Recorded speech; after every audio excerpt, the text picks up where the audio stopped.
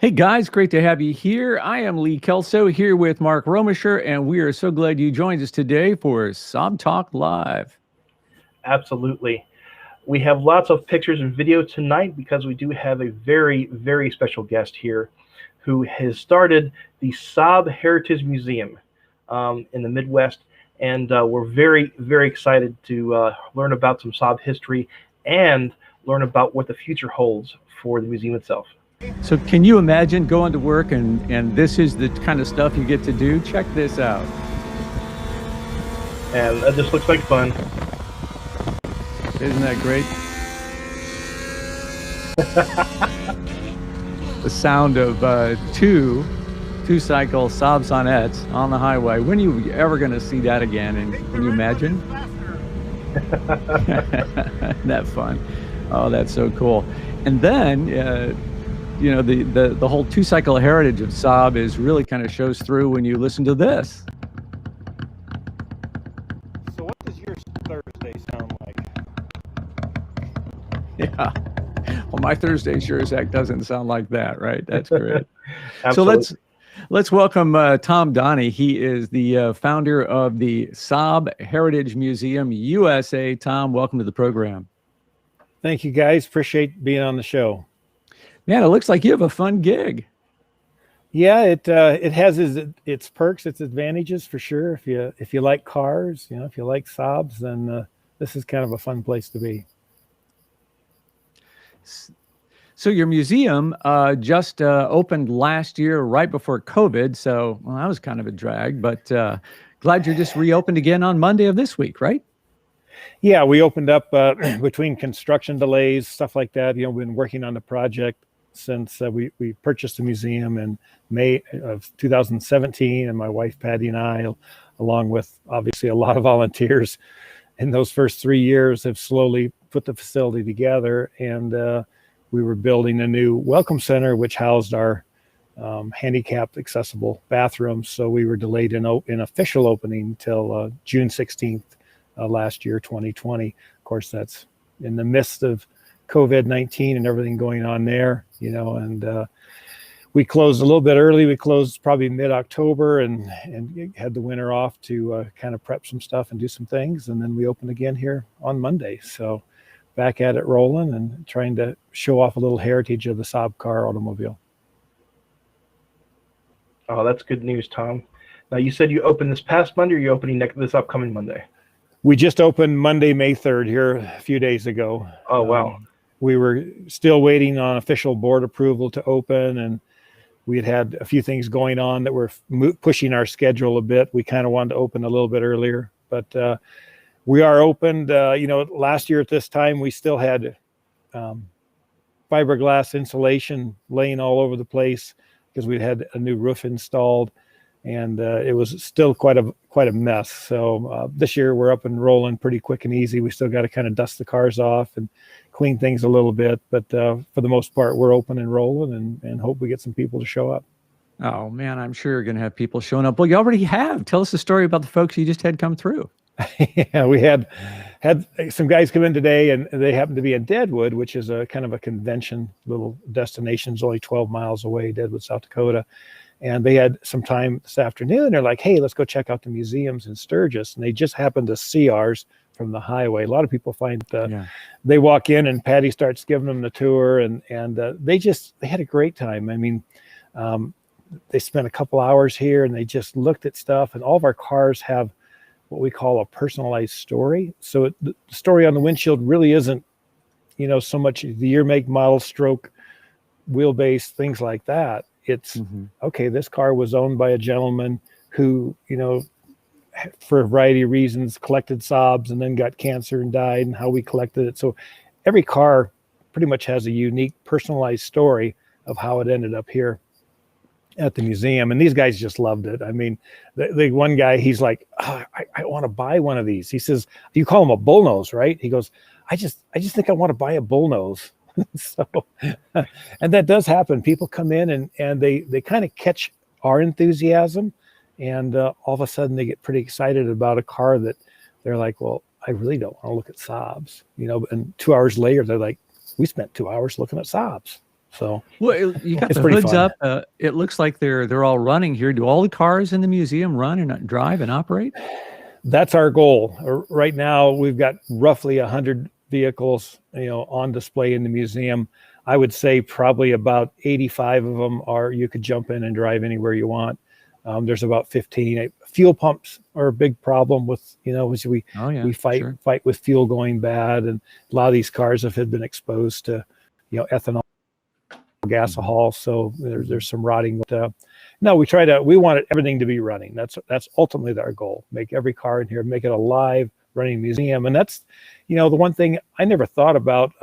Peter Backstrom from the Saab Car Museum in Trollhättan, Sweden, he was a guest here when we had a night at the museum back in 2019, and he remarked how cool it was that the cars, they were actual cars with history to them. At the museum in Trollhättan, those are mostly one-off cars, first production, last production, special edition, things like that. Mostly very few miles on them. We got, cars with a couple 100,000 miles on display. So they have character, they have patina, they have that, hey, that used to be my car type of feel. And I think people really like that. You mentioned, Tom, earlier in our discussion that you had a lot of unique cars, unique vehicles. Now, I know that last week you had mentioned that you had taken a little bit of a trip to go get a special camper for the museum. Can you tell us more about that? Sure can. So Saab, like a lot of companies, looked at ways to diversify back in the 60s. And one thing they looked at was making campers. So they made a fiberglass camper called a SAAB, just a big O on the end of it. And it was only about 300 pounds. So it was pretty light. And they designed that to tow behind one of the Saab 96, 3-cylinder 2-strokes. And if you look at the picture here, you can see how low the window is in the front of the camper. And that's so you could look through your dash mounted rearview mirror and see right through all the way to oncoming traffic behind you, or traffic, whatever's, your rear view. So it was designed really cleverly, as what most things are, by the Swedes. Yeah. Very practical in a lot of stuff, quirky, in other ways. But I've imported 2 of those to the USA, and this is actually the second one I brought in, and it's based off a floor plan, that was what was supposed to be revealed, I believe, in 1967. So they only made them for a couple years. They only had one real floor plan for them. And this originally left the factory in that original floor plan. And then the guy who bought it was either, I don't remember if he worked building them or worked for Saab or whatever, but he was able to obtain the next generation floor plan for the Saabo, and he converted this one to that. So it's probably the only one like it in the world. There's not very many of these left anyway. There's probably only about 30 of them left floating around. So they're pretty rare. So where did the cars come from that you have in the museum? Sweden. Smart Alec. Yeah, I get that. You smart ass. Well, Jay Leno did that to me, so I got to do it to someone else. Okay, right? Yeah, right. Because I'm like, Jay, this car came from Sweden. He goes, yeah, they all came from Sweden. I'm like, well, no, I meant this one was sold in Sweden, driven in Sweden. We brought it in. They come from every source imaginable. Now that we're getting a little recognition, people will email whatever with cars they want to donate or try to get into the museum. But I mean, it's a lifetime. Most of these cars are, I would say, probably 85% are owned by myself and my wife that are on display. And it's a lifetime of collecting. We have the original Saab, a 1963 Saab 96 GT Gran Turismo. Oh, how cool. That was the original Saab that started Saabs in, quote, the Donney family. My dad was never really worked, let's put it that way, but he was good at reading, good at research, and he did all of his research when my older brother Tim was ready to start driving way back in basically the summer of '69, and said, hey, I think a Saab would be fun to get and for you to drive. It's safe, it's practical, it's small, it's fuel efficient.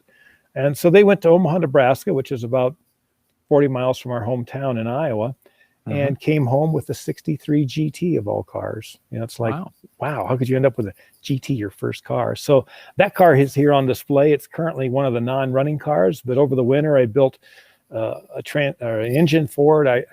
I've got a transmission for it that's ready to be assembled, and we plan on getting that one back on the road. That's kind of a high priority right now. So, Mark mentioned as we were kind of looking through some of these photos, there's not a lot of representation of the 2000s, the more modern Saabs. What's the story there? I didn't take any pixtures. Oh, okay, but you've got them in the museum. Yeah, we got lots of them. Okay, Gotcha. We got lots of them. I got a couple Turbo X's. We got new Gen 95s. I've got a prototype 94X. Yeah, we got a lot of that stuff. That stuff's all that new stuff. I mean, it's not as exciting for me. I realize, that's what I drive. I mean, Patty drives a 94X Aero.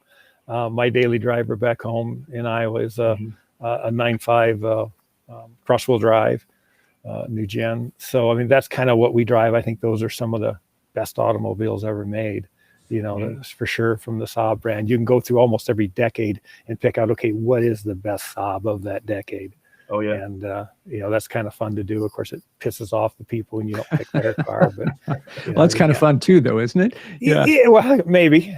Yeah, unfortunately in a position where I try not to piss too many people off, but sometimes my personality gets the best of me and I piss people off. So I always say I don't mean to be an asshole, it just comes natural.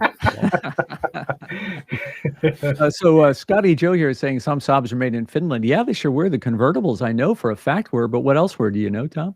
I don't know. I really don't. I mean, I could pluck some stuff out of the air. I'm not sure if the Jubilee, the 1980-96 was a Finland car. Obviously there were, the 99, so that all rusted. I think those were Belgium cars. So yeah, they were made in a lot of different places. So not just Sweden, but obviously made according to Swedish recipe, as they would say. So Saunders Lee, who was a previous guest on the program, just asked about the deer Vigan. What's that story?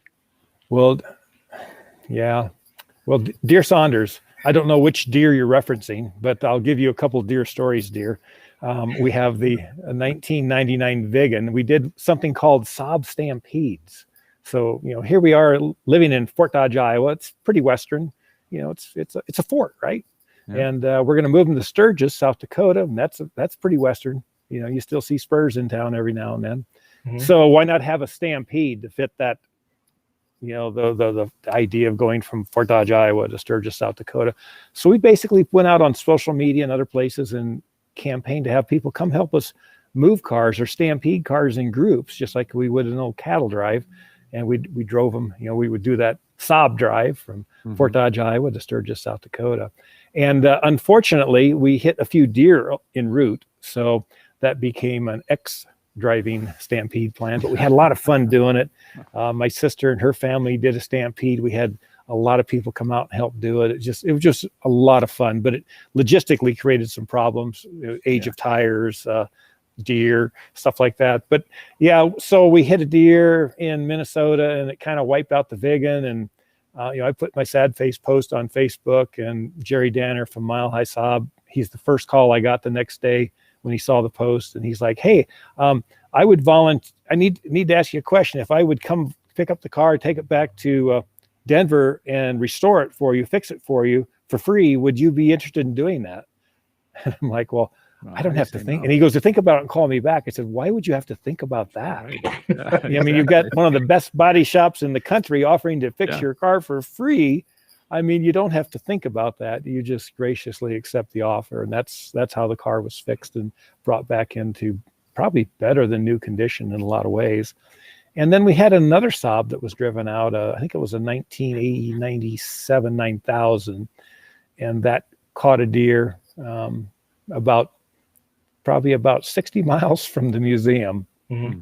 Seth Bingelsdorf, former editor and publisher of Nines magazine, was driving it, and we got a little too close to a sunset. You kind of learn, that the deer, sunrise, sunset, anytime between those two, just, on the dark side, stay away. Like hail, hail was a problem. There's a nice article in the new issue of Nines about transporting 150 Saabs from Fort Dodge, Iowa Sturgis and Oh, wow. storms. Black Hills are great because Black Hills creates its own little microclimate. So the weather is not like the rest of South Dakota or North Dakota where it's all plains.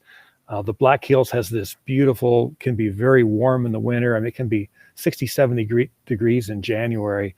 But then the downside is those hills at 76, almost 8,000 foot elevation can cause rise in air, and you get these hailstorms pop up in the afternoon. Oh, wow. So you just got to kind of, as you bring stuff out, we kind of learned that, okay, get them in the barn by 3:30, 4 o'clock, and you'll be safe. So, hey, you had your brush with fame here with Jay Leno. So tell me the Leno story, and then we got a little video of Jay driving one of these things. So I got a call from my good friend Marty Adams, Meyer SAAB, the oldest SAAB dealer west of the Mississippi, and he said, "Hey, I got a guy wanting to buy your '58 SAAB," and I'd had it for sale for a while, and no one had bought it. I even think that car had been sold once and the guy never showed up. And finally, after I bugged him forever, he showed up one day from New York and announced it was a piece of crap, didn't want to buy it. So Marty said, "Hey, I got a guy want to buy it. What's your price?" And I'm like, "Well, the price is the price." And he's like, "Well, you'd sell it for less if you knew who it was." I said, "No, I really wouldn't.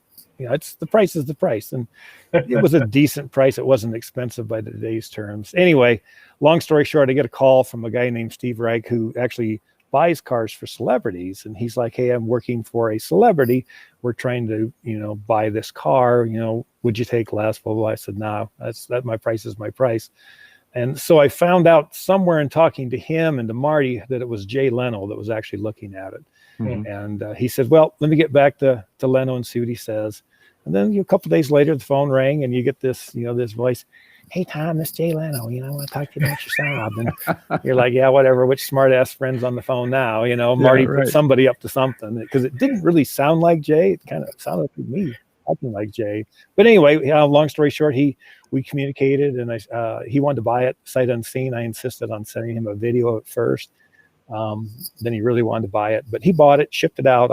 I really tried to drive it to him, and he just really didn't want it driven. He wanted it shipped. And my son, who was in high school at the time, and one of his best friends were sitting in my office. I was talking to Jay, and they could hear me kind of arguing with him that I wanted to drive it. And they're thinking, "Oh my gosh, And finally I told Jay, I says, "Look, I still own the car. If I want to drive it, I'll drive it." And they both, their jaws dropped. They're like, "Oh my God, you just punked out Jay Leno." I said, "No, I just, I don't know if he's going to buy it for real or not." Anyway, he did buy it, and we shipped it as he wished. And then I drove a 1961 SAAB 96 that's called the Getaway car. I actually drove that out then that winter to see Jay, and he was super impressed that someone would drive an old car in the winter across the Rocky Mountains all the way from Iowa to LA. And he got a kick out of the fact I had a spare engine in the trunk. He just thought that was hilarious. Well, here's a little video of the episode itself of Jay showing off your car.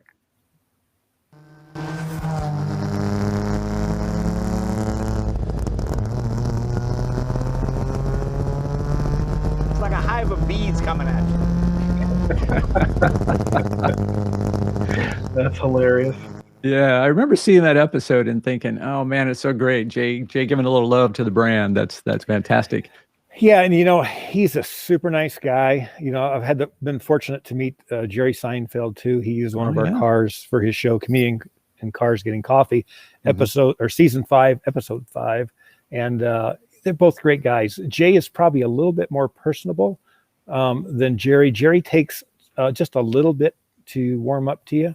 But Jay's like talking to you guys. I mean, he's just a normal guy. When I drove my 61 out, it had a front shock mount, top mount broke loose from the inner fender well. And he's like, "Oh no, we just run it in and fix it." I'm like, no, just tell me where I can find a welder. No. And, he basically had his guys bring it in his big dog garage.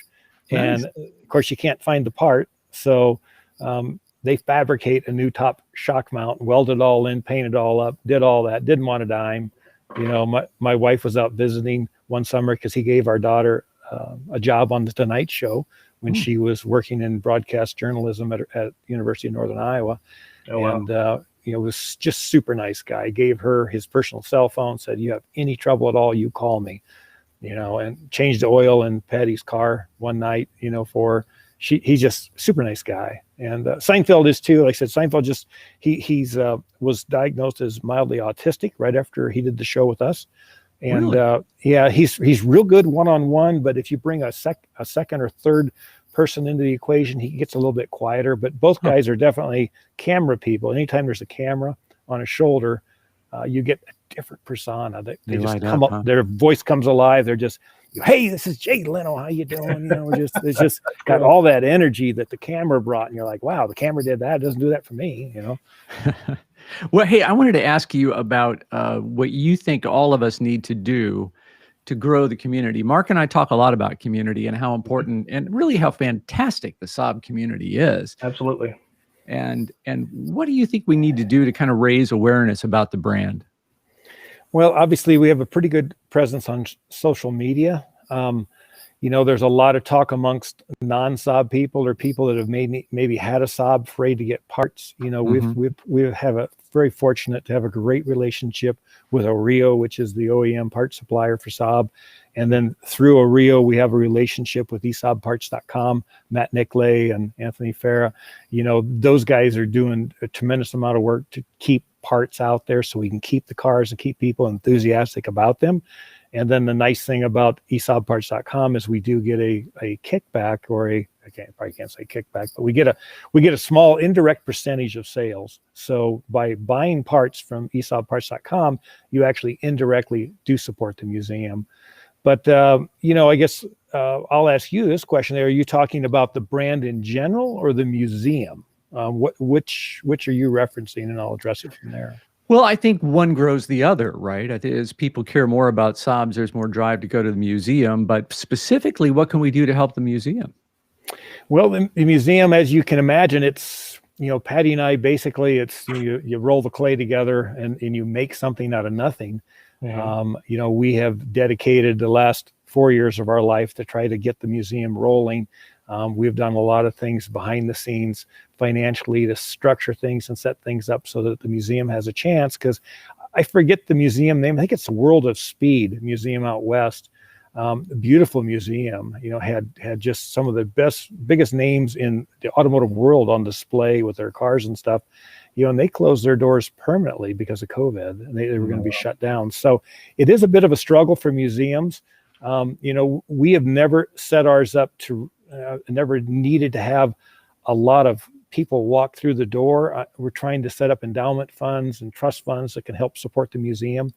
But, you know, right now, boots on the ground, people that just come in, help clean cars, put air in tires, greet people and show people. You'd be amazed. I'm stunned at how much people like the SAAB brand once you expose them to it. So probably 90% of the people that walk in the door of the museum have very little knowledge of SAAB. You know, we don't get many SAAB people because there aren't many SAAB people, and there's even less that come through the Black Hills. And I don't care if you set this up in, you know, in New England, you would not get enough people walking to the door to support it. You're going to have other ways to support it. But one thing that helps us a lot is volunteers to come out and help show the cars.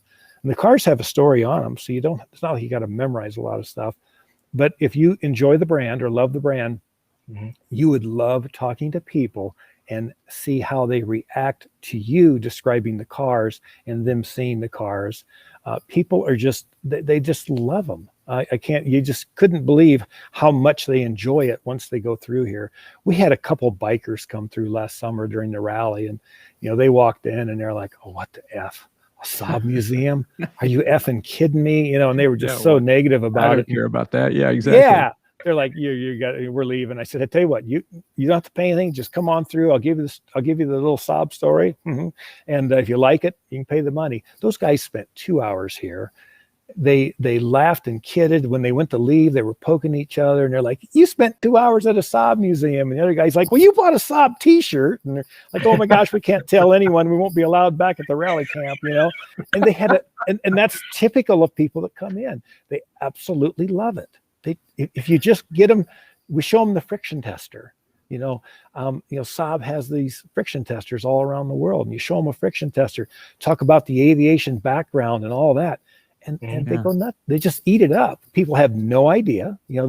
Most people have no idea General Motors used to own Saab. So there's all these tiebacks. We've got 14 cars that were part of the General Motors Heritage Collection.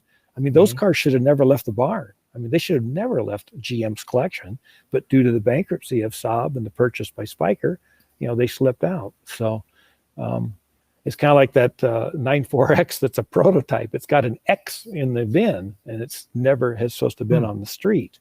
Should have been destroyed, but because of the bankruptcy, it slipped out, and all of a sudden we got a 94XX on display in the museum. So how about that? Hey, we try to keep these things to about 30 minutes. We're closing in on that. So if I want to be a volunteer at the museum, how does that work? Do I just go to the website and contact you? What do you want me to do? Yeah, email, Facebook message, anything.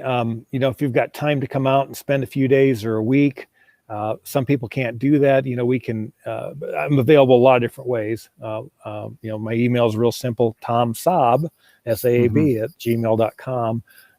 So you can contact us a lot of different ways, and we would love to see some people come out. And then the other thing too is, as people start looking at fundraisers around the country doing stuff like that, just remember where the museum is here, and really we have one shot to make this work. And the people that are listening to the show or will watch it later, or that are Saab people now, we're the ones that are going to have to save the history of Saab for future generations, because the next generation is probably not going to care so much, not going to be as passionate, because they haven't been exposed to new Saabs and all the stuff that the people today have. So think about your legacy and how you can help out financially too, because we are a 501c3 public charity. So we're like a church. We can accept money. You get a tax donation for it. We've got a lot of ways to work around to either take merchandise, cars, whatever, cash. Required minimum distributions on your IRA if you're older and have to do those. We can take those directly with no tax benefit to no tax disadvantage to you and no taxes for us. So it's a win-win. Yeah, if you're doing a Cars and Coffee in your Saab group, charge a small admission fee and let people know it's all going to the museum. I think we can all help in one way or another, right? I agree. Yep, I agree. I mean, we've never really had an avenue or a venue to donate money to that would support Saab. So we do a lot of other things. We might give money for Christmas for kids, or you do homeless stuff, or you might do for dogs or cats for, raising money for a local vet, rescue place. But now we have somewhere that we can dedicate to helping preserve the history of Saab, because again, if we don't do it, who is? And if we don't do it now, then when are we going to do it? Absolutely. Hey, that's a great place to leave it. Tom, we're definitely going to invite you back in the future. We'll find some unique products to talk about, something special. We'll hook up again. I really enjoyed chatting with you. Thanks for being with us. Sure appreciate that. Well, I appreciate the opportunity to spread the message of Saab and appreciate the show you guys are doing. And thank you very much. Yeah, you bet. All right. Thanks a lot. That's Tom Donney from the SAAB Heritage Museum, USA.com. It's online at SAABmuseumusa.com, also on Facebook. All right, Mark, that was a lot of fun. What a great guy. He's a Absolutely. Once again, it was a pleasure having Tom on the show. And of course, I'm sure we're going to have further discussions on how to keep the enthusiasm for the Saab brand going, because that's very important, especially when trying to pass that enthusiasm on to the younger generations and trying to keep that spirit alive, of course. All right, guys, we'll put some miles on your Saab this week. Mark and I will see you next Thursday night at 8 o'clock. So good care to all of you, huh? Have a great week.